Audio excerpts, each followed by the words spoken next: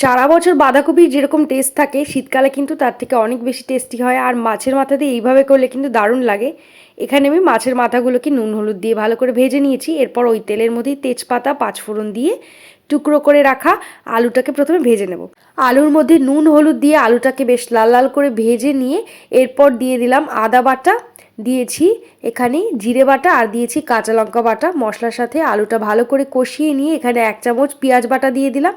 চিড়ে রাখা কাঁচা লঙ্কা দিয়ে ভেজে রাখা মাছের মাথাগুলোকে দিয়ে ভালো করে মশলার সাথে মাছের মাথা কষিয়ে নেব। এরপর কেটে রাখা বাঁধাকপিটাকে দিয়ে একটু মিশিয়ে নিয়ে ঢেকে এটা 2 থেকে 3 মিনিট একটু আমি সিদ্ধ করে নেব। এরপর 2 মিনিট পর ঢাকনা সরিয়ে আমি নাড়িয়ে চাড়িয়ে এটাকে শুকিয়ে নেব। এখানে কিন্তু মশলা কষানোর সময় টমেটোও দিতে পারেন। এরপর আমি বাঁধাকপিটা ভালো করে নাড়িয়ে চাড়িয়ে শুকিয়ে নেব। এরপর নামানোর আগে স্বাদ মতো চিনি দিয়ে আমি নামিয়ে নিচ্ছি। কেমন লাগলো জানাবেন, আর ভালো লাগলে একটা লাইক করতে ভুলবেন না।